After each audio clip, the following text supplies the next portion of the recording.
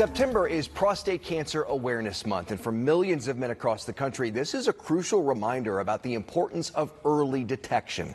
Joining us today is Dr. Sandeep Bhave, a radiation oncologist with Franciscan Health, to talk about why screening can save lives. Thank you so much for being here. Thanks for having me on. So let's start with the basics. For those who may not know, what is prostate cancer and how common is it among men?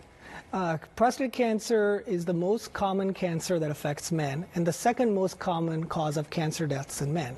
It is a cancer of the gland in the male reproductive system and typically presents with very little symptoms. It's typically diagnosed on a blood test, but when it is, other symptoms can include changes in one's urination as well as sexual side effects. So how does screening work? When should we get screened for this? Screening has become a controversial topic and has been the source of Twitter tweets and other things.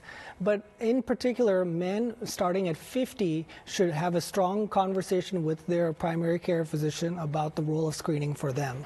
If they choose to initiate screening, it should happen every 2 years or so with PSAs. In men with higher risk, such as a family history, and in certain ethnicities, such as African American men, screening should start earlier, in their 40s. And a PSA, remind us, is what? It's a blood test looking for a protein called prostate-specific antigen, which is relatively sensitive for looking for prostate cancer.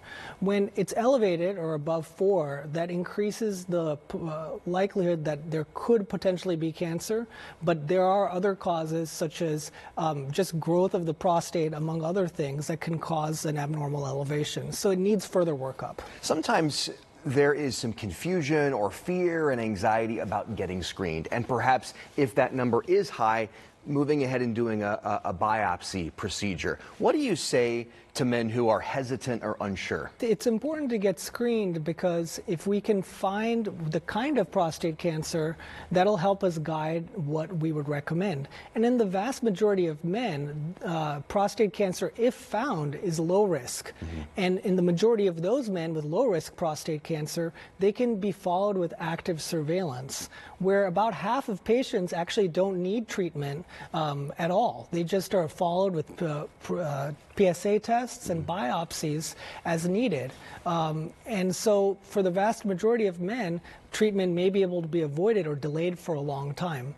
And if treatment's needed, it generally is quite tolerable. All right, well, we have so much more to talk about. Lots more question and answer when it comes to prostate cancer and what to know. We've got all of that in our extended conversation at WTHR.com/realmenweargowns. Dr. Sandeep Bhave, thank you for being here. Thanks for having me on. All right, going to switch gears here, talk a little weather and talk about something that's not